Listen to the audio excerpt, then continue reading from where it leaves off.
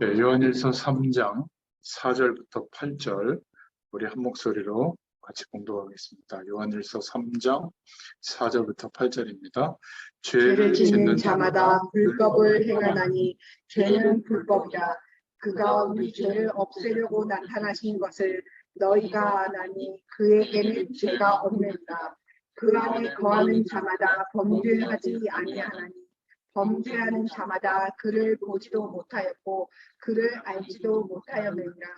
자녀들아, 아무도 너희를 미혹하지 못하게 하라.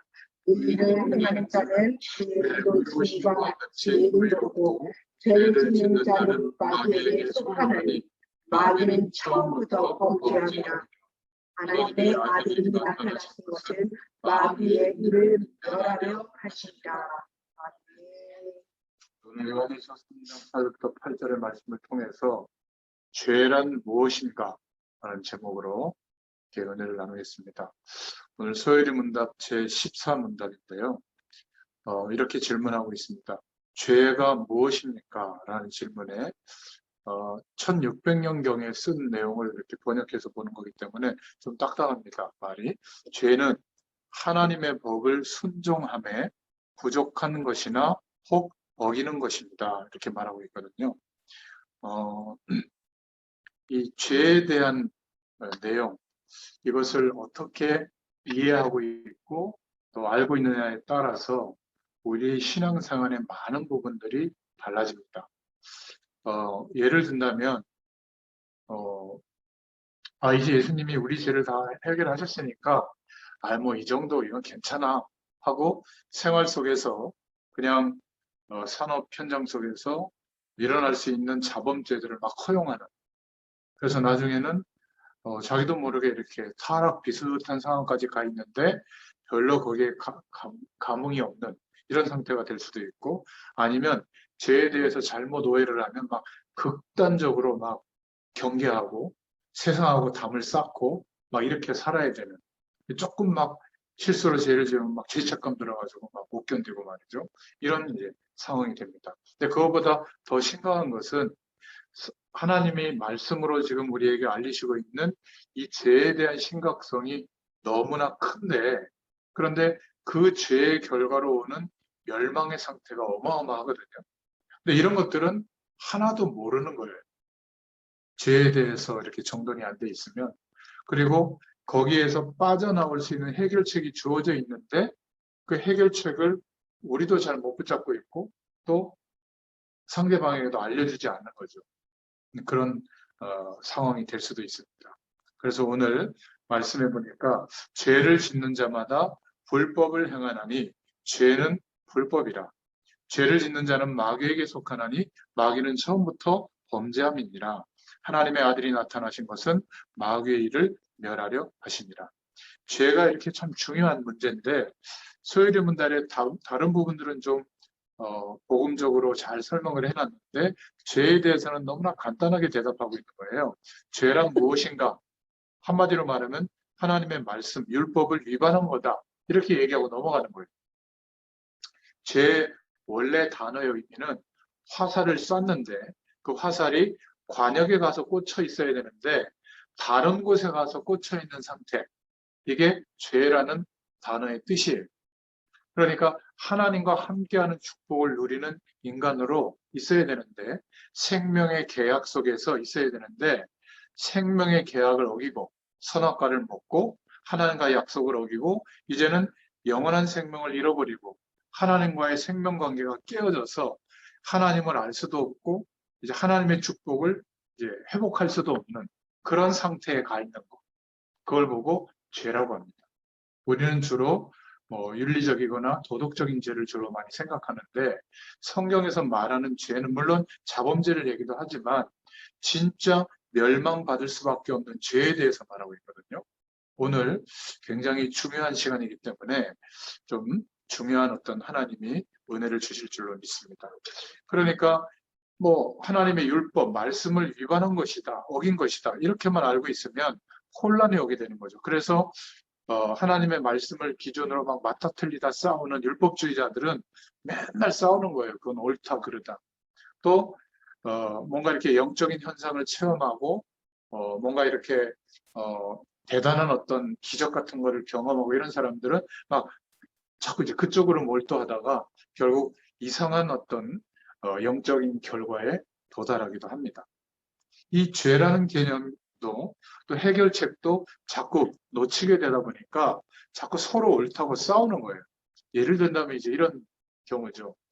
어떤 목사님이 그 교회에 있었던 얘기를 해주셨는데 얼핏 기억이 납니다. 어떤 장로님하고 권사님이 서로 막 앙숙이었어요. 근데 주일날 지금으로부터 한 3, 40년 전만 해도 주일날 돈을 쓰는 행위는 굉장히 안 좋은 거다. 치리 대상이었어요. 그래서 오늘 뭐 중요한 돈 쓸 일이 있더라도 그 다음날 해라. 월요일부터 해라. 뭐 그런 얘기 들어보지 않았어요? 일 안 하고 그냥 주의를 거룩하게 지키고 막 이런 사상이 있었거든요. 그러니까 그걸 죄라고 생각한 거예요. 돈 쓰고 막 이렇게 뭐 밥 사 먹고 막 이런 거. 근데 이제 그 사이가 안 좋은 권사님하고 권사님이 이렇게 보니까 그 장로님이 주일날 교회 오는데 뭐 어디가 안 좋았던지 약국에 들어가서 약을 사서 먹는 걸 본 거예요. 그래가지고는 이제 주일날 이제 예배드리고 뭐 회의도 하고 하잖아요. 그때 권사님이 목사님과 성도들 앞에서 일어나가지고 저 아무개 장로님이 주일날 약국에 가서 돈을 쓰고 약을 사 먹었다고 막 공격을 한 거예요. 그 당시 교회 분위기가 그렇게 큰 잘못을 했냐고 막 이렇게 몰아붙이는 분위기였거든요. 그래서 장로님이 이제 공개석상에 나와서 정말 잘못했습니다. 하나님 앞에 회개합니다. 이렇게 했다고 그래요. 근데 무슨 일이 이제 생긴 거예요. 한 달도 지나기 전에 그 막 얘기했던 권사님이 갑자기 응급실에 실려가게 된 거예요. 그것도 주일날. 그래가지고 응급 수술을 받게 된 거예요. 돈 더 쓴 거지. 그러니까 진짜 우리가 신경 쓰고 경계해야 하고 돌이켜야 될 죄는 그렇게 신경을 안 쓰고 그냥 뭐 있을 법한 일들, 그러나 조금 하나님의 영광을 위해서 좀 하지 말아야 될 거, 또 했다면 좀 돌이키고 이래야 될 거는 막 너무 심각하게 생각하고 그런 경향이 많거든요. 또 제가 서울대학교 가서 복음 전할 때 확실히 거기 있는 친구들은 좀 똑똑한 친구들이 많아요. 그래서 제가 목사라고 밝히니까 정색하고 나는 교회 안 갈 거고 뭐 예수 믿는 거 안 할 거라고 왜 그러냐고 내가 목사라고 밝혔는데도 대놓고 그러니까 뭐 이유가 있냐 그랬더니 자기가 보니까 이러면서 죄에 대한 얘기를 하는 거예요. 죄가 아닌데 막 심각하게 죄라고 하고 교인들이 그리고 진짜 자기가 생각할 때 이건 안 좋은 거고 죄인데 그거를 지적하거나 말하지는 않는다는 거예요. 그래서 자기는 경멸한대요. 교인들을. 그래서 그럼 예를 한번 들어봐라 그랬더니 아니 제사 지내는 걸 뭐 그렇게 극렬하게 반대하고 죄라고 하냐. 자기는 거기에 뭐 귀신을 섬기고 이런 게 아니라 그냥 조상들을 생각하는 예식이라고 생각한다. 제사가. 그런데 막 거기 심각하게 거품 물고 막 반대를 하고 또 실제 뭐 이렇게 술 한 잔 먹을 수도 있는 거 아니냐 사회생활하고 친구들 만나면 근데 막 술 먹는 거 막 그런 거 그렇게 죄라고 하는데 자기는 그거 이해하지 못하겠다. 그러면서 이제 제가 물어봤죠. 그러면 진짜 네가 당신이 생각할 때 자네가 생각할 때 죄라고 생각하는데 죄라고 여기지 않는 게 뭐냐 그랬더니 사회가 이렇게 불합리하게 돌아가고 국가가 잘못된 정책을 내고 뭔가 이렇게 사회적으로 어려운 일이 생길 때 교인들이 나서서 목숨 걸 이건 아니라고 얘기 안 한다는 거예요. 오히려 가만히 보니까 뭐 교회를 몇 번 가봤든지 교회 뭐 어린이집 같은 거 하면은 급식기 절반 떼먹고 애들한테 50%밖에 그 급식 안 주고 또 교사들 가라로 이름 해가지고 그 교사 지원비 나오는 거 찾고 가고 자기가 보니까 큰 교회 목사님들은 거의 돈을 너무 사랑하는 것 같아요. 그리고 명예를 사랑하고 그 세상에 좋은 명품, 좋은 차 그게 너무 좋아가지고 그거를 아주 그냥 자랑하고 간증까지 할 정도로 내가 가난해지고 뭐 하나님 때문에 부족해지고 이걸 자랑하는 건 못 들어봤다는 거예요. 그래서 경멸한다는 겁니다. 얼마나 좋았던지 자녀에게 세습하는 거 봤을 때 자기는 아니라고 생각했대요. 오히려 자기가 정교를 갖게 되면 불교를 선택하겠다고. 불교는 무소유 뭐 이런 얘기를 하니까 오히려 집착하고 버리는 그것 때문에 더 뭐 불심에 가까운 뭘 진리를 추구해서 이런 얘기가 자기는 더 공감이 간다고 그러더라고요. 그래서 뭐 제사 문제는 원죄를 모르니까 제가 패스했지만은 나름대로 좀 생각해 볼 내용들이 있더라고요. 근데 우리가 죄에 대해서 극도로 반응했던 내용들이 어떤 면에서는 불신자가 볼 때 잘 이해가 안 되는 내용도 많고요. 또 우리 각자 죄에 대한 개념도 성경적으로 정돈이 안 됐기 때문에 누구에게는 죄의식으로까지 찾아오는데 누구에게는 아무 문제도 안 되는 거예요. 뭐 예를 들면 남녀가 데이트할 때 어디까지 스킨십을 해야 되겠어요? 누구는 뭐 끝까지 가도 상관없고 누구는 손만 잡아도 막 죄의식 일으키고 막 이러거든요. 결혼 안 했다고. 더군다나 헤어졌다. 그럼 막 죄책감 들어갖고 교회도 못 나오는 친구들도 있어요. 자, 이런 부분에 있어서 정확하게 어떤 방향과 죄의 결과는 그냥 대충 오는 게 아니라 멸망이 오는 거거든요. 재앙이 들이닥치는 거예요. 여기에서 해방받을 수 있는 해결책을 우리가 알고 있고 제시해 줄 수 있어야 되는데 오늘 말씀을 통해서 그러한 중요한 답을 좀 붙잡을 수 있기를 축원드립니다. 그래서 대부분 우리 가장 가까운 사람이 자꾸 이상한 행동을 하고 죄를 짓고 또 사단에게 완전히 사로잡혔다고 생각할 때 어떻게 도움을 줄 수가 있겠습니까? 다른 것은 도움이 안 되거든요. 우리가 복음 앞에 서야 하고 그 사람을 붙잡고 있는 흑암 세력을 꺾을 수 있어야 되잖아요. 복음도 희미하지만 죄에 대한 개념이 너무 없다 보니까 바리새인들처럼 망하게 되는 거예요. 바리새인들은 나쁜 사람들이 아니라 율법을 지키려고 노력했던 사람들이거든요. 그런데 가장 예수님에게 정죄받았던 대표적인 계층이 유대인 바리새인들입니다. 근데 이 사람들은 죄에 대한 개념이 틀린 거예요. 굉장히 부족했거든요. 그래서 이 사람들에게는 사실상 그리스도가 필요 없었던 겁니다. 왜냐하면 유대인들, 특히 유대인들의 주류를 이뤘던 바리새인들의 논리대로 할 것 같으면 율법을 다 지키면 되는 거예요. 그러니까 지킬 수 있다라고 생각하고 열심히 지킬 겁니다. 그리고 본인들 스스로도 율법을 다 지켰다고 생각하는 거예요. 근데 예수님은 뭐라고 얘기했죠? 오른뺨 때리면 왼뺨도 내줘라. 거스를 날라고 하면 속옷도 줄 수 있냐? 원수도 사랑할 수 있냐? 70번씩 7번이라도 용서해줘라. 도저히 할 수 없는 해결책을 제시하니까 그러니까 막 근심에 쌓이는 거잖아요. 죄인이라는 걸 알려주는 거거든요. 그러니까 율법을 자기들이 지켰다고 생각하니까 하나님의 말씀대로 못 사는 사람들이 볼 때는 어떻게 돼요? 정죄하는 겁니다. 정죄하는 정도가 아니라 그 당시의 사회법보다 위에 있는 유대인의 법, 종교법으로 사형까지 시키는 거예요. 그러니까 율법 의식에 사로잡혀서 사실은 위선적으로 살고 있는데 율법을 다 지킨 것처럼 본인들이 행동해야 되잖아요. 나는 깨끗하고 막 나는 100% 믿음이고 나는 늘 하나님만 바라보고 있고 거짓말인데 더 심각한 것은 그런 상태가 됐다고 본인이 착각하는 거예요. 그러니까 악심을 품고 조금 실수하는 사람을 보면 용납을 못하고 그냥 정죄해버리는 거예요. 그러니까 이 사람들에게는 자신은 하나님의 말씀대로 실천하고 하나님 뜻대로 선택해서 살았다고 생각하기 때문에 그리스도가 필요하겠어요? 사실은 그렇게 필요하지 않은 겁니다. 복음이 필요하지 않은 거죠. 지금도 우리는 복음 속에 있다. 나는 복음을 다 알고 있고 하나님의 말씀을 정확하게 이해하고 있다. 그 어느 정도냐면 뭐 킹제임스 버전만 성경이고 나머지는 성경 아니다 이런 분들도 있는데 참 안타까운 거죠. 그런 착각에 빠지는 겁니다. 마치 하나님을 내가 다 알 수 있다고 말하는 거랑 똑같은 거거든요. 알 수 없어요. 하나님의 말씀은 그리스도가 필요한 이유를 안내해 줄 뿐이에요. 그래서 예수님이 하신 그리스도의 일이 가장 중요한 재창조의 능력으로 이루신 하나님의 방법이구나라고 믿을 때 성령께서 우리에게 깨닫게 해주시고 믿음도 주시고 은혜도 주시는 거거든요. 근데 어제까지의 은혜로 오늘을 사는 게 아니에요.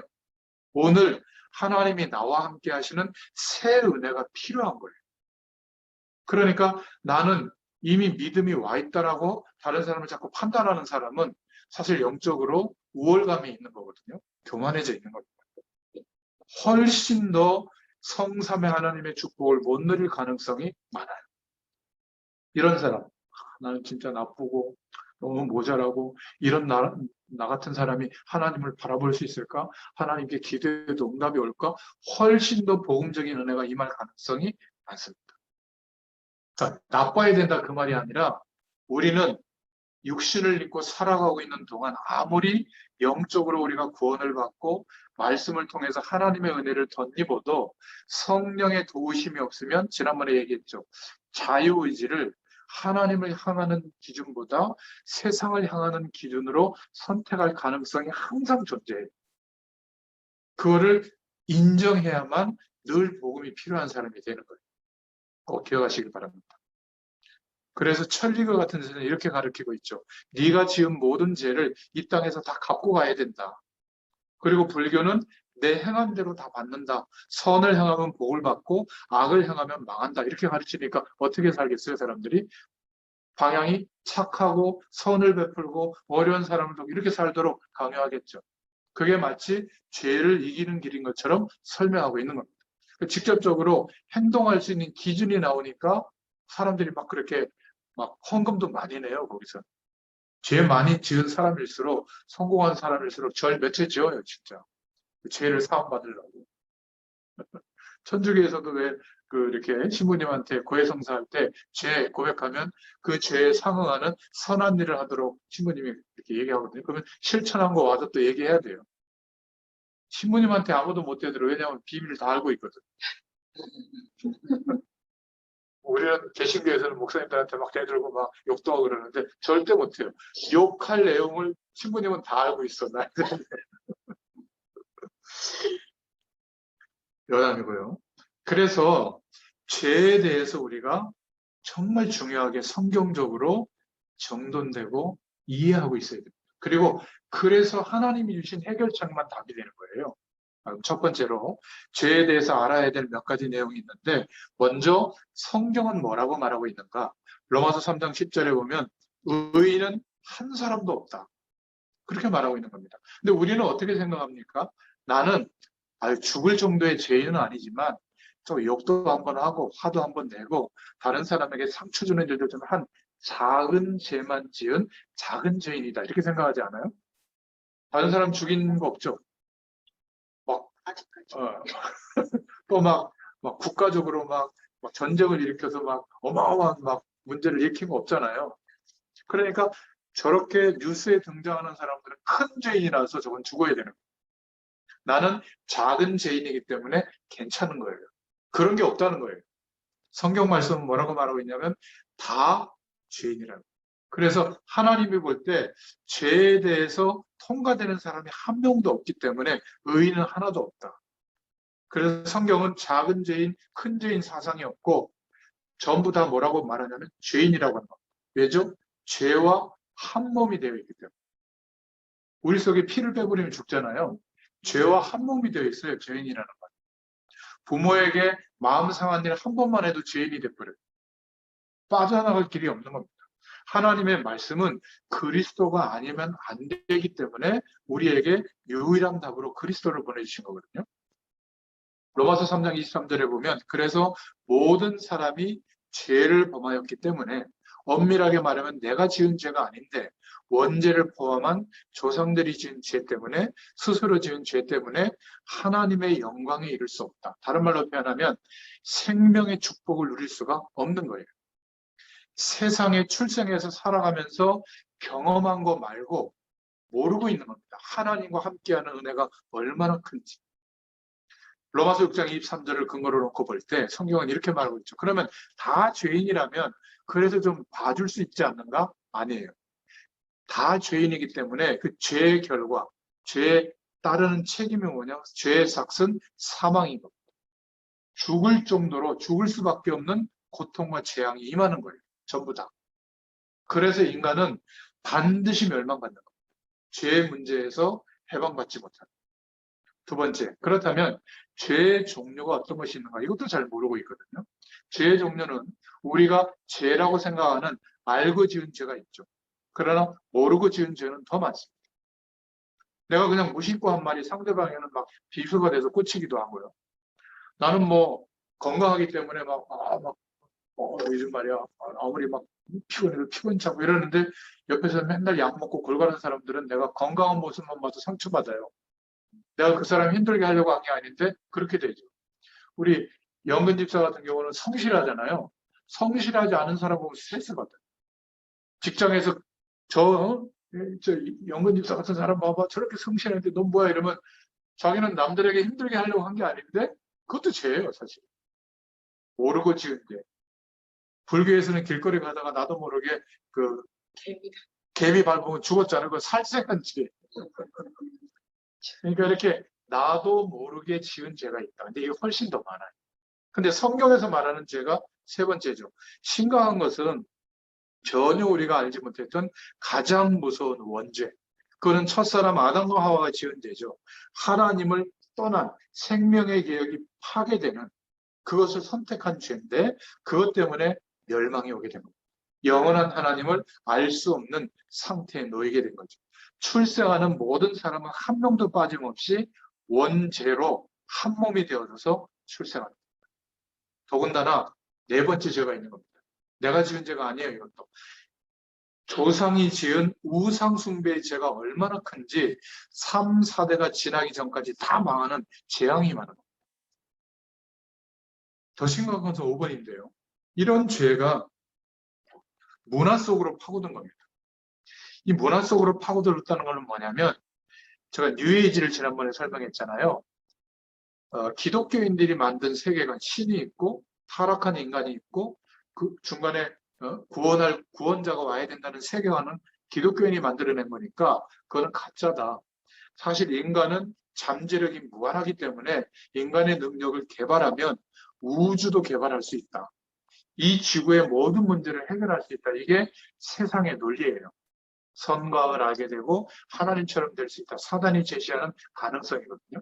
그러니까 우리를 개발시키고 열심히 노력하고 열심히 공부하고 그 모든 내용으로 변화시킬 수 있다라는 가능성에 내 마음의 기대를 더 두게 됐을 때 그게 죄라고 생각해 본 적 없죠. 하나님보다 내가 주일날 가서 예배드리고 매일 아침마다 하나님의 말씀을 묵상하면서 기도하면서 하나님과 함께하는 은혜를 누리는 것보다 세상에서의 그 가능성을 기대하면서 열심히 살고 그래서 안 됐을 때 하나님께 기도해서 이것 빨리 더 들어달라고 했던 거 그게 얼마나 심각한 죄 속에 있는지 몰라요. 그래서 해적선 비유 한번 생각해 보세요. 해적선에 타서 게을러야 되는데 새벽같이 일어나가지고 열심히 운동하고 갑판 청소하고 쓰레기 다 정리하고 그 해적질 할 수 있는 무기 다 갈아놓고 해적질을 돕는 거잖아요. 이 세상에서 하나님의 영광을 위해서가 아니라 이 세상의 가장 중요한 행복의 기준을 따라 최선을 다하는 삶이 죄라는 거 생각해 본 적이 없죠. 이거를 제가 극단적으로 설명한 거예요.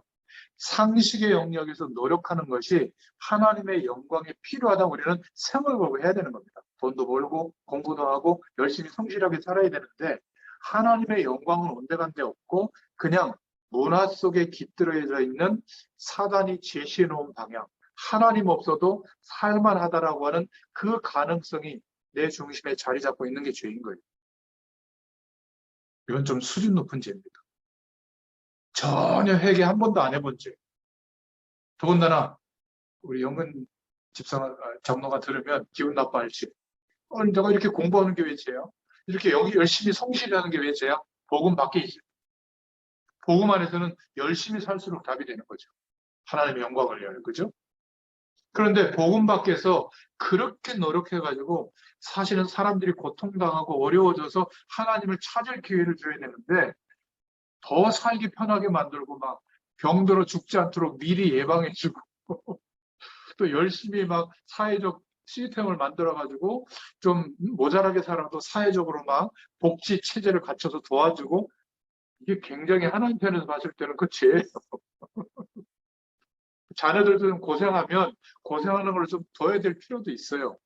본인이 절망이 와서 하나님 찾는 게 훨씬 빠르거든요. 우리가 막 강요하는 것보다. 고생을 일부러 해야 된다 그 말은 아니고요. 혹시 그런 기회가 오면 하나님이 개입할 때가 왔구나. 그리고 불안해하지 말고 속으로는 웃으면서 겉으로는 막 좀 걱정하는 척 이렇게 있으면 되죠. 시간 지나가 보면 그때가 하나님이 만지시는 때였구나 이제 알게 됩니다. 산업인들도 마찬가지예요. 산업 현장에서 예수 믿는 사람에게 어려움이 왔다. 기회입니다. 산업을 두고 고민했던 거 잠깐 멈추고 이 영적인 은혜와 축복을 회복할 기회가 온 거예요. 그러면 하나님으로부터 공급되어지는 내용을 가지고 산업에서 응답받기 시작해요. 그러면 이전에 열심히 노력했을 때 오는 응답과는 다른 응답이 시작이 되는 겁니다. 그래야 산업 현장에서 이렇게 말을 해요. 하나님 믿으면 돼. 그건 너무 걱정하지 마. 우리가 그냥 삶 속에서는 얘기할 수 있잖아요. 그런데 산업 현장에서는 돈이 찍히고 이윤이 왔다 갔다 하는데 경쟁에서 도태되기도 하고 그런데 거기서도 그런 말을 할 수 있냐? 이 증인인 거예요. 바뀌는 겁니다. 근데 대부분은 안 바뀌어 있거든요. 더 심각한 것은 종교 속으로 들어온 죄입니다. 아까 이야기한 율법으로만 판단하는, 신앙 행위로만 판단하는. 예를 들어서 교회를 많이 못 나왔다고 어쩌다 교회 나오면 아유 왜 이렇게 세상이 좋아? 이러면서 약간 모자란 취급할 게 아니라 잘 나왔어. 이제 하나님 바라보면 돼. 똑같아. 뭐 먼저 믿은거나 나중에 믿은거나 더 은혜 줄 거야. 이러면서 더 막 기뻐해 줘야 되는데 그렇지 않다니까요. 종교 속에 들어와 있는 기준이 복음보다 위에 와 있으면 그걸 가지고 사람들을 막 난도질합니다. 오히려 우리가 복음을 많이 알게 됐다면 그 복음의 기준으로 이해해주고 수용해주고 조금 기다려줄 수 있는 힘이 있어야 되잖아요. 이게 종교 속으로 들어온 법이 굉장히 무서워요. 그리고 7번째는 하나님의 영광, 하나님의 법과는 반대로 가는 것인데 좋은 것이 너무 많은 겁니다. 나에게 이익이 된다면 사기도 치고 나에게 이익이 된다면 나한테 어려움이 올 걸 저 업자에게 떠넘기고 말이죠. 이런 거 얼마나 많습니까? 그죠? 그런데 그리스도 안에서 죄에서 해방받고 보면 더 이상 그렇게 할 수 없는 거예요. 내게 아무리 이익이 돼도 하나님께 영광이 되지 않는다면 좀 손해볼 선택을 하여 일부러. 그럴 가능성이 많습니다. 하나님의 영광, 하나님의 법과 반대로 가는 것인데 쾌락적으로 간다. 못하는 거예요. 육신적으로는 좋을지 몰라도. 더 큰 문제가 있습니다. 더 큰 문제는 이 죄에 대한 내용을 성경이 말하고 있는데 성경이 말하고 있는 죄에 대한 건 모르고 너무 부분적으로만 이해하고 있는 거죠. 실수하지 마라. 나쁜 짓 하지 마라. 선행을 베풀어라. 이렇게 생각만 하고 있는 겁니다. 그런데 인간에게 온 문제는 죄의 결과 때문에 온 문제거든요. 그러면 하나님의 말씀은 뭐라고 얘기하고 있냐면 창세기 3장 5절부터 6절 16절에 보면 하나님 자체를 떠나버린 것. 이게 죄인 겁니다. 물을 떠나 있는 물고기는 그 존재 자체에 문제가 온 거죠. 심각한 거죠. 빨리 물속으로 들어가기 전까지는 그 문제가 끝나지 않는 거잖아요. 영적 존재로 창조되어진 인간이 하나님을 떠나서 출생한 것 자체가 심각한 죄와 한 몸이 되어 있는 겁니다. 그것을 심각한 죄라고 생각해 본 적이 없는 거예요. 그러니까 아무리 노력해도 시간표를 따라 저주가 자꾸 들이닥치는 거예요. 개인이. 손을 내는 일에도 저주가 들이닥치는 겁니다. 그래서 하나님이 회복할 길, 번제를 드리고 오실 메시아 약속을 붙잡도록 했는데도 창세기 4장 5절에 보면 하나님의 말씀의 약속을 따라 하나님을 바라보는 게 아니라 자꾸 자기가 생각한 대로 엉뚱한 것을 믿는 거예요. 그게 바로 아벨입니다. 아벨은 예배는 정성스럽게 드렸는데 핵곡식을 정성스럽게 하나님께 드린 거예요. 하나님 그 예배 관심이 없습니다. 아침 일찍 가서 앞자리 앉고 한복 입고 막 다림질해가지고 헌금 준비해가고 막 새벽 기도부터 밤늦게까지 열심히 교회에서 신앙생활하고 그것보다 더 중요한 게 뭔지 아세요? 내가 누구인지를 알고 우리를 구원하신 예수님이 하신 그리스도의 일에 대한 가치, 그 감격을 가지고 예수 이름으로 하나님께 영광 돌려드리는 예배. 가장 갈급한 심령의 상태로 하나님의 은혜를 구하는 예배. 이 예배를 받으신 자꾸 엉뚱한 것을 믿는 것. 창세기 6장 5절에 그러다가 최선을 다해서 신앙기기까지 하는데도 위에서 떨어진 자 네피림에게 사로잡히는 거죠. 사단입니다. 귀신을 섬기게 되고 세상 배경을 마음의 기대치로 최대한 바라고 있는 거죠. 이것보다 무서운 죄가 없는 겁니다. 결국 삶의 방향이 어떻게 다 바뀌죠? 창세기 11장 3절부터 8절에 뭔가 자기 힘을 과시하려고 모으는 거예요. 돈도 모으고 명예도 모으고 사람들도 모으고 그래가지고는 자기 밑에 두고 주무르고 자기를 드러내려고 하는 겁니다. 바벨탑을 향하는 이게 세상에서 모든 사람들이 갖고 있는 성공에 대한 열망이에요. 이런 문제가 이제 오게 된 겁니다.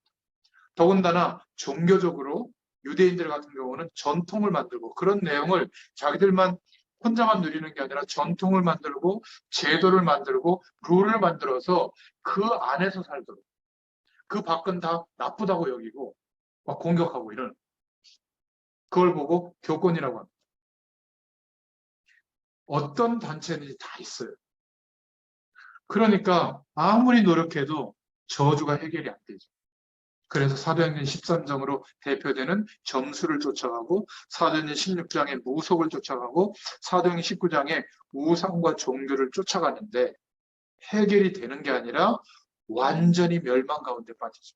사단에게 사로잡혀 버립니다. 이렇게 하나님 만날 수 있는 길이 넓게 열려지고 이렇게 많은 복음의 말씀들이 전달되고 있는데 단 한마디도 못 듣고 평생 살다가 죽어요. 237개 나라에 너무나 많아요. 전 세계에. 아직까지 종족으로 따지면 5천 종족이 한 번도 복음이 전달이 안 돼서 수천 년 동안 어마어마한 재앙 속에 있답니다. 지금 불의 고리에 사로잡힌 나라들, 지진, 화산 폭발, 전염병이 어마어마하게 창궐하는 지역, 어마어마한 독재국가 폭동 이런 데 한번 가만히 보세요. 아직 복음이 전달 안 된 현장들입니다. 너무나 안타깝죠. 바로 이런 죄에 대해서 우리가 성경이 말하고 있는 내용을 좀 분명하게 알아야 될 줄로 믿습니다. 그래서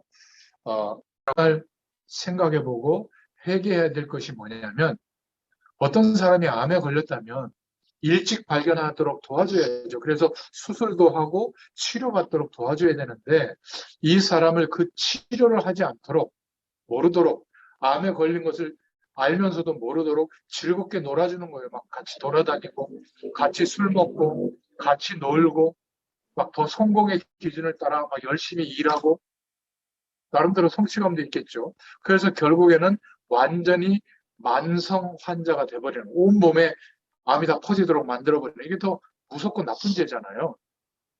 우리가 하나님이 말씀하시는 죄, 그 죄 때문에 재앙과 저주가 온 것을 바로 이해한다면 빠져나올 수 있는 해결책을 제시해 줘야 되는데 그것을 제시해 주시지 않고 오히려 다른 기준, 다른 방향, 다른 즐거운 거, 다른 성공의 기준을 따라서 열심히 그것만 하고 있다. 죄를 모르면 그런 노력이 너무 정당하게 보이기도 하는 거예요. 이게 죄에 대해서 모를 때 혼란이 와 있는 지금 신앙인들의 모습입니다. 그래서 더 무서운 죄는 뭐냐면 진짜 죄가 무엇인지도 모르고 세상 배경 속에 가도록 부추기는 겁니다. 아브라함, 이삭, 야곱, 요셉 그리고 이 네 족장 시대에 하나님이 회복할 복음을 주셨는데 복음을 놓쳐버린 거죠. 모든 하나님의 은혜가 역사의 시간과 인생의 시간 안에 개입하셔서 복음을 붙잡도록 하셨는데 놓쳐버린 겁니다. 이게 더 무서운 죄입니다. 그래서 이스라엘 민족들을 사단은 완전히 세상의 노예로 만들어버렸죠. 이것보다 더 무서운 죄가 없어요. 우리 자녀들에게, 우리 가장 사랑하는 사람들에게, 여러분들 산업 현장에 중요한, 여러분들의 믿음의 관계에 있는 사람들에게 정말 중요한 답을 알려줘야 될 줄 믿습니다. 이렇게 해서 하나님은 출애굽을 시켰는데 다시 그 모든 죄와 저주의 배경에서 해방할 수 있는 길, 희생 제사를 드려야 할, 번제를 드려야 될 이유를 말씀하시고 약속을 붙잡게 했는데 출애굽하면서 또 못 깨닫는 거예요. 결국은 포로로 끌려가게 됐죠. 포로로 끌려가다가 완전히 이제는 바리새 시대가 된 겁니다. 바리새인들이 주장하는 기준이 주가 되는 시대가 된 거예요. 죄가 뭔지도 모르는 겁니다. 죄에 대해서는 이렇게 얘기하는 거죠. 실수한 거, 윤리적으로 어긋난 거, 예절을 안 지킨 거, 이런 조항에 따르는 어떤 행동을 안 한 거, 이 부분에다가 죄에 대한 초점을 다 맞춰버린 거예요. 그러다 보니까 바리새 시대에 와서 제일로 더 무서운 죄가 강력해진 겁니다. 나는 의롭다라고까지 여겨지게 된 거예요. 너는 그래서 우리들이 죽여도 된다. 율법으로 죽이는 일까지 하게 된 겁니다. 우리가 사는 이 시대는 어떻습니까? 다원론, 그것도 옳고 이것도 옳다. 진리로 가는 길은 각자 다르지만 종착점은 같다. 그래서 종교에 대해서 너무 특별히 옳다라고 강조하지 말고 서로 대화하고 벽을 허물어야 된다. 굉장히 아주 인류애적인 보편적인 사랑을 실천하는 내용 같지만 굉장히 심각한 결과가 오는 거죠. 예수 믿어도 구원받고 석가를 믿어도 진리에 도달하는 길이 같다는 건데, 그럼 남는 것은 뭐죠? 죄에 대한 혼란이 오니까 생각은 선행만 하면 되는 거예요. 얼핏 보면. 착하고 바르게 살면 된다라고 생각하는 거거든요. 이러면서 사람들을 이용하는 겁니다. 자신들의 시스템과 조직을 확대하는데. 선행만 하면 된다. 착하게 사는 게 아닌데 다른 사람을 도와주고 친절을 베푸는 게 빠져나오는 길이 아니잖아요. 죄에서. 그렇게 착각하게 되는 겁니다. 이 죄가 무엇을 말하는지를 이해시켜줘야 돼요. 그래서 세 번째로 죄는 크게 분류하면 두 가지로 분류할 수 있습니다. 우리가 전혀 내가 짓지 않았는데 우리에게 재앙의 결과로 다가오는 죄가 있어요. 그게 원죄입니다. 하나님과의 생명의 언약이 파괴되어지고 영원한 생명을 잃어버리고 마치 물을 떠나 있는 물고기가 물속에 들어갈 기회가 영원히 박탈된 거. 그거는 죽은 존재나 마찬가지잖아요. 본질이 망가진 존재예요. 그래서 우리가 기도할 때마다 대표 기도하시는 장로님들이 억만가지 죄악이라는 표현을 하죠. 정말 심각한 죄인 겁니다. 내가 행위로 지은 죄가 아닌데 출생하자마자 이 원죄와 한 몸이 되어져서 죄인으로 출생하게 됩니다. 작은 죄인, 큰 죄인인 게 아니라 전부 다 죄인. 어떤 면에서 조상들이 지은 우상숭배의 죄의 결과로 3, 4대가 지나가기 전까지 멸망이 오는 그런 죄의 결과도 원죄에 포함되어 있는 거라고 보시면 됩니다. 전혀 우리와 상관이 없는데 내가 지은 죄가 아닌데 엄청난 재앙이 오는 죄. 이거는 성경만 말하고 있는 거죠. 그리고 우리가 문제를 일으켜서 오는 죄, 자범죄가 있습니다. 이 죄에 대한 부분들이 이해가 안 되니까 거의 다 죄에 대한 해결책을 놓쳐버리고 엉뚱한 짓을 하고 있는 겁니다. 열심히 최선을 다하는 것도 답이 안 되는 거예요. 우리는 이 분명한 죄에 대한 이해와 빠져나오는 답을 가지고 많은 사람들에게 해결책을 제시해 줘야 될 줄로 믿습니다. 그런데 소요리 문답에서는 다른 것에 대해서는 굉장히 구체적으로 말해주고 있지만 이 죄에 대한 문제에 대해서는 너무나 조금만 다루고 있는 겁니다. 틀린 것은 아니지만 그래서 죄에 대한 생각에 혼란이 올 수 있는 거예요. 죄가 뭐냐? 율법 위반한 거다. 맞는 말이죠. 이렇게만 알고 있다면 거의 그 뒤에 계속 삶 속에서 일어나는 죄의 문제에 헷갈리는 거예요. 우리는 해결책을 분명히 줘야 됩니다. 성경이 말하는 해결책이 뭐죠? 우리는 죄인이라는 사실을 인정해야 됩니다. 근데 용서받을 수 없는 죄인. 그래서 죄의 결과로 반드시 벌을 받게 되어 있는 겁니다. 하나님이 말씀하신 벌이 오게 되는데 사단의 손에 걸리게 되어 있고 죄를 범한 자는 마귀에게 속한다고 성경은 말하고 있잖아요. 그 결과로 반드시 고통 정도가 아니라 영원한 지옥에 가게 돼 있어요.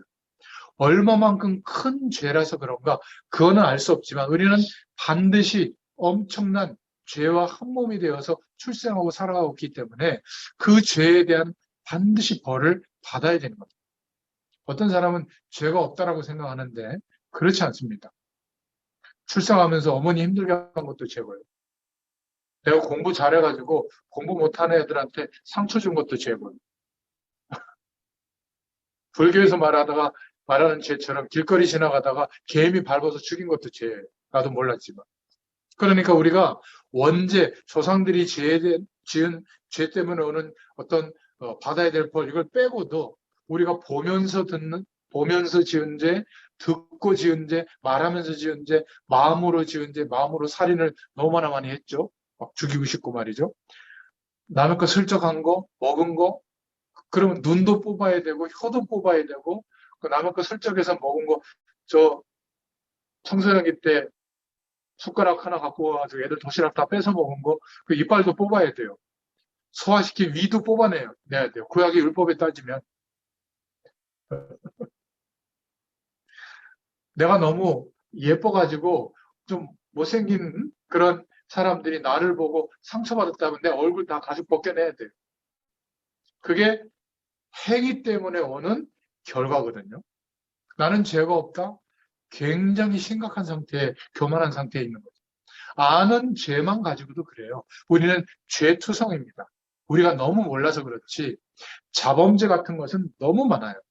그런데 멸망받을 수밖에 없는 원죄, 조상이 지은 우상 숭배의 죄는 어떻게 할 겁니까? 그래서 인간은 반드시 망하는 거예요. 자꾸 문제가 오는 게 문제가 아니라 어느 날 완전히 멸망하게 되는 겁니다. 이거를 인정해야 되는 거예요. 우리가 그런 존재였구나. 저 사람이 지금 그런 존재구나. 나하고 지금 거래처에 있는 저 사람이 죄에 대해서 아직 모르고 있기 때문에 그 죄의 삭은 사망이거든요. 완전히 망하게 돼요. 나를 이렇게 내가 빌려준 어떤 투자금을 가지고 사업하는 저 사람이 망하게 된다니까요. 투자금 해서 안 돼요, 어느 날. 그 가능성 알고 계셔야 됩니다. 얼마나 불안하겠어요, 그러면. 네? 누구와 같이 일하겠습니까? 여기에서 빠져나오도록 해놓고 사업도 해야 될 거 아니겠어요? 못 빠져나왔다면 그 리스크를 항상 생각하고 제가 볼 때는 한 50%만 진행해야 돼요. 아니, 이걸 알고 있는데 거기다가 120% 마음 담으면 어떻게 되겠어요? 그러면 나도 똑같은 결과가 오는 거죠. 우리끼리니까 이런 얘기는 할 수 있죠. 이 괜찮은 성실한 성공된 아주 산업 현장에 이런 분들이 볼 때 굉장히 이건 이상한 소리거든요. 근데 대다수의 지금 예수 믿는 사람들이 죄에 대해서 이해를 못하고 있기 때문에 삶 속에서 결정하고 판단할 때도 헷갈려 버리는 거예요. 그래서 하나님께서는 우리의 힘으로 해결할 수 없기 때문에 결국 망할 수밖에 없기 때문에 복음을 주신 겁니다. 올바른 복음을 주시고 해결책을 주신 거죠. 인간이 스스로 문제를 해결할 수 없기 때문에 하나님의 재창조의 능력으로 해결책을 주신 거죠. 그리스도를 말씀하시고 필요하니까 그리스도를 보내시기로 약속하셨고 약속하신 대로 오셨는데 그분이 바로 예수님인 겁니다. 누구를 보내도 하나님이 보내시는데 예수님을 보내신 겁니다. 독생자 예수님. 누가 해도 그리스도의 일을 이루셔야 되는데 예수님이 이루신 겁니다. 어떻게 해요? 죽으시고 부활하심으로. 수천 년 전부터 예언되어진 대로 그리스도의 일을 이루셨죠. 그래서 이 사실을 정말로 믿는 사람들에게는 하나님의 역사가 일어나서 죄의 결과로 오는 문제에서 영원히 해방된 겁니다. 언제요? 예수님과 함께 죽었다고 인정하신 겁니다. 죄의 삭을 치른 걸로 인정해 주신 겁니다. 조금씩 깨끗해지고 성실하게 살고 최선을 다해서 조금씩 없애는 그 결과로 하나님이 복을 조금씩 더 주는 게 아니라 한 판에 끝내신 거예요. 어디까지? 자범죄의 결과로 오는 문제까지 거기에 대해서 멸망받아야 될 죄의 결과까지도 거기에 대해서 죽은 존재로 인정하는 순간 우리는 해방된 겁니다. 이 해방된 것을 정말 모르니까 또 죄를 짓는 거예요. 자꾸 죄하고 친하게 지내는 겁니다. 죄를 완벽하게 이길 수는 없지만 친하게 지내려고 하는 노력은 안 하거든요. 근데 사람들은 너무나 그냥 육신의 즐거움을 따라가는 경우가 많거든요. 하나님의 역사가 일어나서 하나님이 주신 이 해결책이 믿어지잖아요. 그러면 올바른 회개가 나옵니다. 내가 이렇게 심각한 죄인이었는데 하나님의 은혜로 예수 그리스도께서 죽으시고 부활하심으로 나를 해결해 주셨고 해방시켜 주셨고 그러면 죄를 깨닫게 되고 회개하게 되는 겁니다. 회개가 뭐냐면 저 영어를 모르지만 적어왔는데요. Turn away from your sins. 죄에서 돌아서라는 거예요. 방향을 바꾸라는 거예요. 세상을 향해서 내 인생을 그렇게 끊임없이 갔던 방향을 이제는 그리스도를 의지하여 하나님을 향하여 방향을 바꾸는 게 회개예요. 그리스도께로, 하나님께로 방향을 바꾸지 않으면 안 되는 인생이 된 겁니다. 우리는 예수 믿고도 세상에서 뭔가를 이루려고 그것이 우리 마음의 중심이라면 결국 방향이 안 바뀐 거예요. 우리는 상식의 영역이 된 겁니다, 세상은. 필요하다면 생을 걸고 목적을 이루어야 되지만 그 목적이 세상에 있지 않고 하나님의 영광을 위하여 방향이 바뀐 사람이에요. 그러니까 세상의 조건 때문에 흔들릴 이유도 없고 교만할 이유도 없는 겁니다. 이게 진정한 회개예요. 방향을 바꾸려고 하는데 길을 모르잖아요. 그래서 그 길이 바로 그리스도인 겁니다. 예수님이 하신 그 그리스도의 약속을 붙잡고 그 복음의 비밀이 깊이 깨달아지고 느려지는 만큼 방향은 확실하게 바뀌죠. 그래야만 우리의 모든 원죄의 결과, 영적 문제의 결과, 조상의 죄의 결과가 싹 다 끝나버리는 겁니다. 이 부분을 정말로 바르게 가르쳐줘야 될 줄로 믿습니다. 그럼 남는 문제가 뭐죠? 삶에서 이루어지고 있는 우리도 모르게 허용되고 있는 죄에 대한 부분이죠. 이 복음을 받고 어떻게 살아야 될 것인가? 조상 때부터 내려오는 이 영적인 문제가 죄에 대한 권세가 보통이 아니거든요. 그래서 먼저 복음에 각인이 되어지도록 특별한 방법이면 얼마 하다 못해요. 가장 평범한 방법, 주일 예배드린 말씀을 매일 아침, 밤에 묵상하면서 하나님의 음성을 듣는 거예요. 그걸 기록하고 묵상하고 생각해 보는 겁니다. 어느 날 뿌리가 내려져요. 세상의 가치보다 하나님이 함께하는 은혜, 복음에 대한 어마어마한 능력이 뿌리가 내려지고 체질이 바뀌어지게 되거든요. 우리가 전도하고 말씀 운동하는 이유는 영적인 발판이 바뀌어지도록 이제 세상이 발판이 되는 게 아니라 이 영적인 축복이 발판이 되도록 하기 위해서 말씀 운동하고 전도하는 겁니다. 그렇다면 우리가 거의 날마다 허용하고 있는 이 자범죄는 어떻게 하는 것이 좋은가? 우리에게 일어나는 많은 재범죄들은 어떻게 해야 되는가? 답부터 말씀드리면 성령의 인도를 받는 것이 가장 정확한 삶이 됩니다. 단순한 윤리, 도덕이 아니라 성령의 인도받는 것. 성령의 인도받는 가장 중요한 기준은 뭐죠? 어떻게 하는 것이 더 하나님께 영광이 될까? 이러면 가장 하나님의 뜻대로 살아가게 됩니다. 우리는 하나님 앞에 그 은혜 때문에 감사하기도 하고 헌신도 하고 우리 인생 전체를 드리는 결단을 하기도 하죠. 우리가 여전히 이익을 위해서 막 도둑질할 수 있는, 남을 속이는, 사기치는 그쪽으로 갈 수가 없는 겁니다. 이 죄에 대한 이해를 하고 죄에 대한 권세를 꺾을 수 있는 성령의 도우심을 입고 있는 사람은 절대로 그렇게 갈 수가 없죠. 죄에 대한 이해에 따라서 이렇게 삶이 많은 차이가 납니다. 불신자들이나 종교에서는 회개라는 말을 잘 이해하지 못해요. 그냥 이제 내가 안 좋게 했으니, 나쁜 일을 했으니 남을 도와주는 선행, 착한 일을 하는 것, 이게 구원인 줄 아는 겁니다. 복 받는 길인 줄 아는 겁니다. 그것은 뒤에 따라오는 당연한 결과일 뿐이죠. 우리가 하나님의 은혜를 깨달으면 하나님의 은혜로 회복되어져서 성실하고 착하게 살아질 수 있는 거잖아요. 근데 그게 죄에 대한 결과로 오는 재앙에서 해방되는 길이 아닙니다. 우리는 복음의 언약을 붙잡았기 때문에 영원히 우리의 과거, 죄에 대한 결과로 오는 재앙의 문제는 완전히 해결된 줄로 믿습니다. 어떻게 해요? 사망에서 생명으로 옮겼느니라. 아예 더 이상 멸망받지 않도록 생명의 법이 우리를 해방시킨 거예요. 하나님의 법적으로 죄인이 아닌 거예요, 이제. 왜? 죄에 대해서는 죽은 존재로 인정하셨기 때문에. 생명에 대해서는 살아있는 거듭난 존재로 인정하셨기 때문에 하나님의 영광이 체험되어지는, 하나님의 능력이 체험되어지는 인생이 된 겁니다.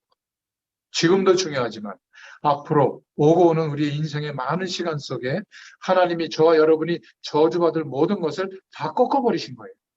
얼마나 감사합니까?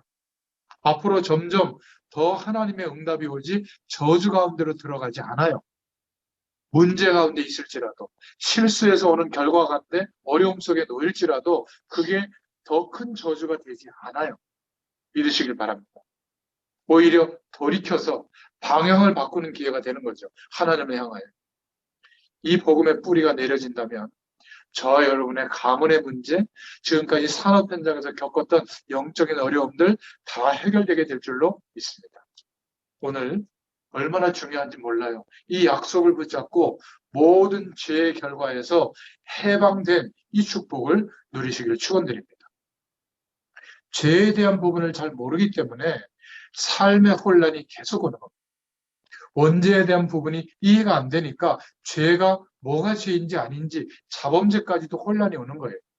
죄의 혼란 속에 빠져 있으니까 이 사람들이 신앙생활이 될 수 있겠어요? 그러니까 율법적으로 가든지 뭔가 특별한 체험을 하려고 하는 신비주의 쪽으로 가는 겁니다. 이 부분을 붙잡고 사단이 계속 속이고 공격하는 겁니다.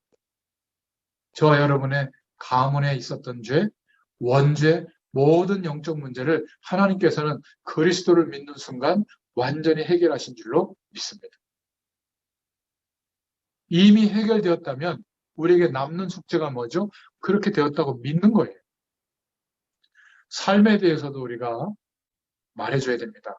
이 믿음이 회복된 사람들에게 제가 예전에 뭐 서울대학교 이런 데 좀 좋은 대학교 가서 복음 전할 때 어떤 친구에게 전했는데 정색을 하고 화내지도 않고 그냥 논리적으로 저는 교회 갈 이유가 없고 예수 안 믿는다는 거예요.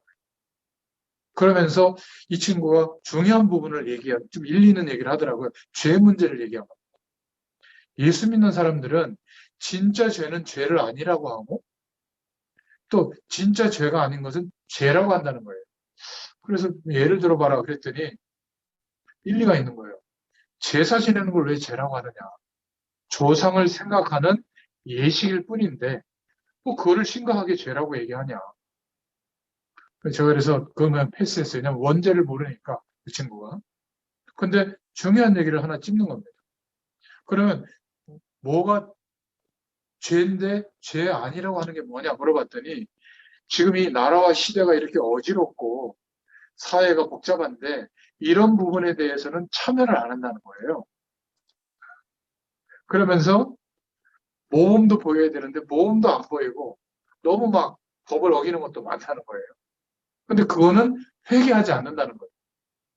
교회에서 뭐 어린이집 같은 거 하면서 뭐 직원 고용하지도 않았는데 교사들 그냥 임금해가지고 떼먹고 급식 나오는 급식비 애들 절반 떼먹고 그런 것들은 회개도 안 한다는 거예요. 그렇구나.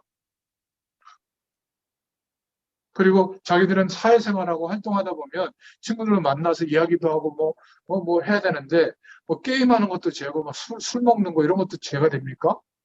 이렇게 따지고 묻는 거예요. 그러니까 제가 막 죄에 대해서 몰랐으면 뭐 좀 당황스러운 질문일 수 있지 않겠어요? 뭐 맞다 틀리다 논쟁할 텐데, 잘 깨달았다. 기독교인들이 몰라서 죄라고 자꾸 착각하는 거를 당신이 얘기 잘했다. 그런데 성경에는 그런 말이 없다. 성경에서 말하는 죄는 이거다 하고 제가 원죄와 조상의 죄, 그리고 사단이 속이고 있는 부분, 그래서 오는 영적 문제를 얘기했거든요. 예수 영접은 하지 않았다면 목사님 같이 죄에서 설명하는 거 처음 들어봤다고 그래요. 앞으로는 제가 오해했던 부분 조금 바꾸겠다고 하더라고요. 그러나 자기는 여전히 교인들이 갖고 있는 시각에 대해서는 굉장히 부정적인 생각을 갖고 있대요. 진짜 죄는 회개하지 않는다는 거예요. 제가 거기서 좀 약간 부끄러운 얘기도 많이 들었습니다. 목회자에 대한 얘기들. 돈을 너무 사랑한다. 명예를 너무 사랑한다. 사람들의 시선을 너무 즐긴다. 자기는 스님들이 훨씬 존경스럽다는 거예요. 그때까지 그래도 제가 막 세상은 완전히 저는 손 놓고 막 하나님의 영광 이런 믿음이 아니었거든요. 한 60% 정도 그런 생각이고 40%는 여전히 나도 세상의 것이 약간 좀 좋은 것도 있고 이랬을 때요. 그러니까 좀 찔리더라고, 이 거꾸로. 그러나 죄에 대한 생각은 굉장히 성경에서 말하고 있는 것은 한 번도 그 친구에게 설명이 안 된 거잖아요. 그죠? 대다수의 성도들이 이럴 가능성이 많습니다. 그러니까 목회자들이 가난하게 살고 없이 살고 막 이렇게 살면 조금 존경할까 말까 해요. 근데 막 좀 부유하게 사는 것 같아도 막 공격하려고 해요. 그게 참 이상하더라고, 그죠? 네, 좀 이건 여담인데 산업인들이 좀 기도를 좀 많이 했으면 좋겠어요. 우리 교육자들 보면 교육자들끼리 모이면 저는 항상 준비해 가거든요. 몇 명 모이더라도 제가 돈을 내려고 그거 1년 동안 모으면요. 내가 만나는 게 1년에 몇 번 되겠습니까, 교육자들. 밥 살 기회가. 많아봐야 한 10번? 10번 낼 돈 있어요. 그거 모으면, 안 쓰고 모으면. 그거 준비하는데 이 친구들 커피값 한번 내는 거를 힘들어해요.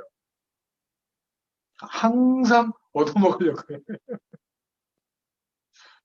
어제도 우리 이광기 선교사님 저희 탄자니아에 오셔가지고 사모님하고 우리 저 송희숙 사모님 같이 네 분 이렇게 묵은지 김치찜, 갈비, 등갈비찜, 그런 거 해외에서는 잘 못 드시니까, 그거 딱 대접해 드리니까 막 너무 맛있다고 막, 그냥 손가락을 막 빨면서 드시더라고. 그렇게 대접하는 게 얼마나 기뻐요, 우리 선교사님들한테. 근데 그 대접할 돈이 없다. 나를 위해서 막 카드비까지 가지고 쓰는데도 항상 경제적으로 궁핍하다. 점검해 봐야 되는 거예요. 그래서 산업인들이 우리 교회도 보면 교육자들이 물론 이제 우리 교회 교육자들 어려운 분도 있지만 좀 여유 있는 분들도 있더라고요. 근데 신학생들 보면 참 어렵거든요. 이분들을 보면서 조금 기도해 보면 마음이 잠길 텐데 참 너무 냉정한 것 같아요. 우리 전도운동하는 이 단체 속에서 너무 훈련비가 많이 들어서 그런가. 좀 마음을 좀 담고 기도해 보시길 바랍니다. 아무튼 우리가 착각하고 있는 죄에 대한 생각 때문에 현장에 있는 불신자들이 볼 때 기독교인이 갖고 있는 죄에 대한 인식이 굉장히 편협하게 전달되고 있다는 거. 그러다 보니까 우리 랩런트들이나 산업 현장에서 산업인들이 굉장히 죄의식을 갖고 있거나 아니면 굉장히 윤리적으로 도덕적으로 막 결벽증에 가까운 율법의식에 사로잡혀 있는 경우가 많아요. 이 부분에 대해서 좀 답을 줘야 됩니다. 지금 사회생활을 해야 되는데 어떻게 해야 됩니까? 이걸 제대로 안 가르쳐주면 뭔가 죄에 빠지게 되거나 타락에 빠지게 되거나 잘못하면 죄의식을 갖고 고민하게 되는 거죠. 저는 이렇게 얘기해 줍니다. 저희 자녀들에게 네가 사회생활하면서 음식 문화에 접하는데 음식 문화는 술 문화까지 포함되는 거죠. 기독교인답게 행동해라. 그러면 그 사람들과 어울려서 생활하는 것은 죄가 안 되는 거죠. 기독교인답게만 해라. 기준은 너에게 있다. 어느 정도가 하나님께 영광이 될지를 네가 정해라. 다른 사람이 볼 때 복음을 가진 좀 멋있는 친구거나 이 정도의 삶의 태도는 유지해야 되지 않겠냐? 그 정도만 행동하고 그 정도만 먹고 그 정도만 놀면 된다. 불신자랑 같이. 불신자는 무조건 선을 긋는 거 그거는 불교 이론이다. 죄가 아니라면서 막 소주 10병 먹고 말이지 취해가지고 토하고 그건 영적 문제지. 그렇지 않겠어요? 죄라기보다는 아예 죄를 적용시켜서 생각할 수도 없는 영적 문제가 덮친 겁니다. 사단에 완전히 심부름하고 있는 거죠. 불신자도 그렇게는 안 하죠. 후진국 같은 데 가서 보면 술병 들고 다닙니다. 거의 다. 망하는 나라의 특징이죠.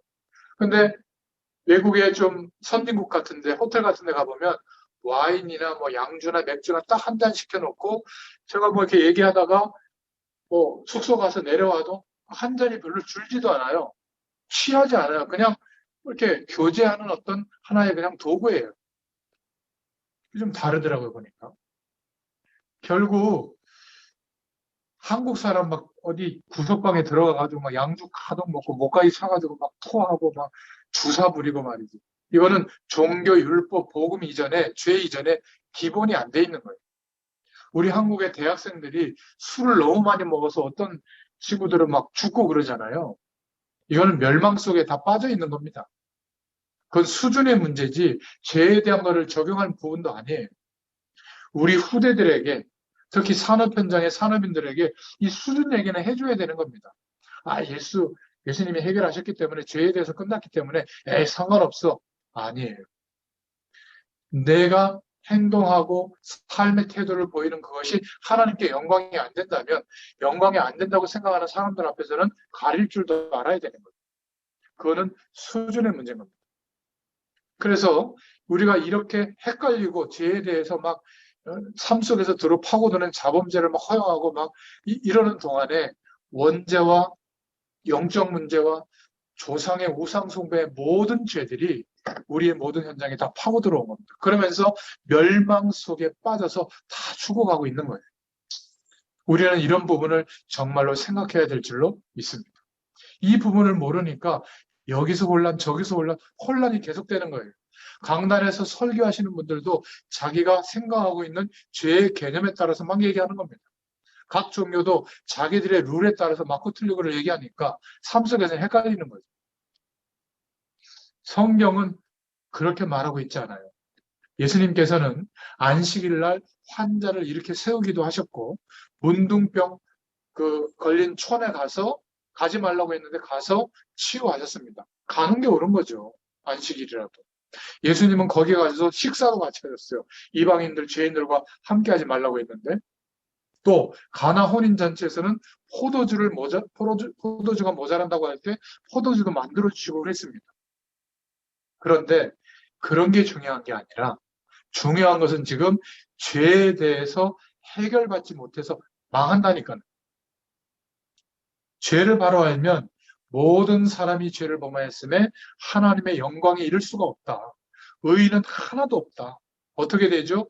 죄의 삭은 사망이구나. 이런 결론이 나오게 돼요. 그래서 로마서 5장 8절의 말씀을 의지하는 겁니다. 우리가 아직 죄인 되었을 때 그리스도께서 우리를 위하여 죽으심으로 하나님께서 우리에 대한 자기의 사랑을 확증하셨네요. 우리가 멸망받았을 때 하나님께서 우리 죄를 위해서 그리스도를 십자가에 못 박으신 겁니다. 우리의 죄를 이미 해결해 놓고 우리를 부르신 거예요. 그래서 요한복음 1장 12절에 영접하는 자 곧 그 이름을 믿는 자들에게는 하나님의 자녀가 되는 권세를 주셨다.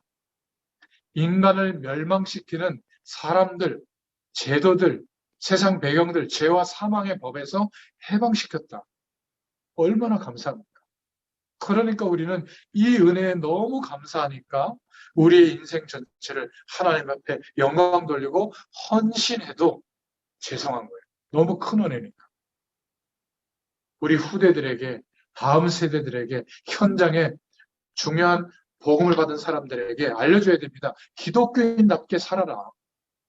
아니 회사 사람들이 다 놀러 가는데 우리만 빠질 거냐? 가라. 복음 가진 자답게 살아라. 술이 만땅 돼가지고 사회보고 분위기 주도 안 해도 되잖아요.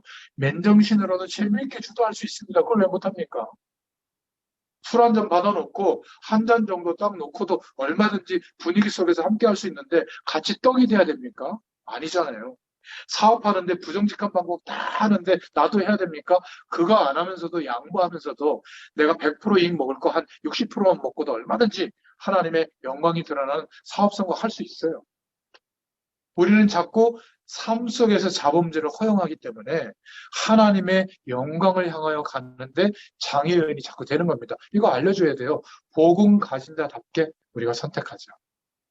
안 그러면 복음도 제대로 안 되지, 율법도 제대로 안 되지, 원죄도 뭔지 모르지, 조상적부터 문화 속으로 파고든 어마어마한 죄의 결과가 뭔지 모르지, 그렇다고 해서 예의가 바르고 자범죄를 안 짓는 것도 아니지, 사회생활을 어떻게 해야 되는 것이도 정돈이 안 돼 있지. 어떻게 세상에서 산업 현장에서 성공이라는 그 위치까지 가겠습니까? 그러니까 바보 같은 이미지가 되는 거예요. 오직 예수하는데 존경받는 게 아니라 손가락질 당하는 겁니다. 활동도 제대로 안 돼요. 거기다가 급속하게 불어오는 음란 문화들. 봐야 되느냐? 안 봐야 되느냐? 술을 먹어야 되느냐? 안 먹어야 되느냐? 부정직한 방법을 선택해야 되느냐? 안 해야 되느냐? 이게 구분이 안 되는 겁니다. 온통 혼란 속에 빠져 있는 거죠. 어느 것이 죄인지 아닌지, 어떻게 영적 문제에서 빠져나올 수 있는지, 빠져 죽게 되는지 모르고 있는 겁니다. 이거를 알려줘야 돼요. 음란 문화를 아예 감싸야 된다. 그거는 바보 같은 짓이에요. 파고드는데 어떻게 우리 자녀들에게 파고드는데 알려줘야죠. 안 보고 보고가 문제가 아니라 네가 거기에 마음을 담는 순간 하나님을 바라볼 수가 없다. 사단에게 장악된다. 적당한 선이 없다. 성령께 기도해라. 도와달라고. 이게 시시해질 만큼 하나님의 은혜를 부어달라고 기도해라. 안 그러면요, 그게 마치 사랑인 것처럼 착각해버린다니까요. 그거는 동물처럼 하는 거죠, 동물처럼. 문제인데 자꾸 문제가 아닌 것처럼 주님이 해결했으니까 이 정도는 괜찮아. 아니에요. 허용하면 허용할수록 점점 늘어나는 거죠. 응용할 수 있도록 선택할 수 있도록 만들어줘야죠. 복음으로 승리하도록 도와줘야 될 줄로 믿습니다. 우리는 죄를 이길 수가 없어요. 그래서 이길 수 없다는 것을 설명해 줘야 돼요. 성령의 도우심을 구해야 됩니다. 세 가지 중요한 기도 제목 붙잡을 수 있길 바랍니다. 원죄를 비롯해서 우상 숭배의 죄, 문화를 파고드는 영적인 죄를 거의 모르고 있다. 왜 복음이 필요한지 모르고 있다. 두 번째는 기독교인들이 이것을 모르고 있는 데다가 사회생활을 하면서 어디까지가 죄인가 아닌가 구분도 안 되고 있고 뭔가 기독교인답게 선택할 힘도 없다. 사회생활 속에서 많이 일어나는 자범죄를 어떻게 해야 될지 기준선이 없는 거예요. 그러니까 혼란이 오죠. 더군다나 세 번째로 문화 속으로 파고 들어오는 죄들을 구분도 못하고 있는 겁니다. 이 세상의 모든 기준, 가치, 좋은 거, 뭔가 어마어마한 어떤 가치가 있다고 생각되는 것은 하나님 없어도 된다라고 하는 인간의 잠재력을 극대화하는 방향에서 오는 결과들이에요. 다 거절할 이유는 없지만 알고는 있어야 되는 겁니다. 그래서 예수 그리스도께서 모든 문제를 해결하셨습니다. 영적인 문제는 아무도 해결할 수 없기 때문에 그리스도께서 해결하셨어요. 우리 생활 속에 들어온 나도 모르게 허용한 이 죄들을 깨닫기만 하면 됩니다. 방향 바꾸면 돼요. 정확하게 말하면 이것도 우리는 해결할 수가 없어서 이것까지도 그리스도께서 해결하신 것을 믿어야 되는 겁니다. 그리고 성령의 도우심을 구해야 돼요. 복음을 전하는 이유는 우리가 복음을 누려야 될 이유는 문화 속에 들어온 이 죄들을 우리의 작은 힘으로는 해결할 수 없기 때문에 복음 붙잡도록 돕는 겁니다. 저와 여러분 집안의 산업 현장에 이 저주가 영원히 떠나는 시간 되기를 축원드립니다. 결박되기를 축원드립니다. 이것을 우습게 생각한다면 어느 날 이 영적인 어려운 결과가 나타나는데 돌이킬 수가 없는 거예요. 자꾸 악한 영들이 괴롭혀도 아무 상관이 없는 줄로 믿으시길 바랍니다. 지난날에 우리에게 우리 가문에 있었던 영적 문제는 나와 아무 상관이 없다. 죽었기 때문에.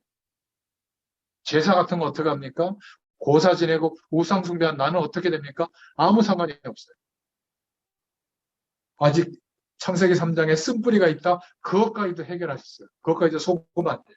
성령의 도우심을 구하면 어떤 배경 속에 있었을지라도 지금 하나님의 영광의 자리에 참여하게 됩니다. 그러니까 우리가 받아야 될 모든 저주는 끝났다. 기독인들이 그리스도인들이 죄의식에 사로잡혀 죽어가고 아니면 죄 속에 빠져 죽어가고 있는 현실을 볼 수 있어야 됩니다. 현장에 대단한 역사도 일어나야 되지만 저와 여러분이 우리 자신이 이 죄에 대한 문제에서 완전히 해방되었음을 확신할 수 있기를 예수님의 이름으로 축원드립니다. 기도하겠습니다. 하나님 감사합니다. 죄에 대해서 하나님이 말씀하고 있는 이 의미를 분명하게 이해하게 하시고 이 죄에 대한 결과 사망의 권세에서 해방될 수 있는 유일한 답 예수 그리스도의 복음의 답이 얼마나 우리에게 중요한 은혜로 회복되어졌는지 임했는지 너무 감사합니다. 이 은혜 속에서 한 줄 동안에 우리 산업 현장의 증인으로 세우시는 전도자로 세우시는 하나님의 방향에 우리의 모든 산업 활동과 또 경제 활동과 사명에 대한 방향이 일치하도록 주께서 역사하여 주시옵소서. 감사드립니다.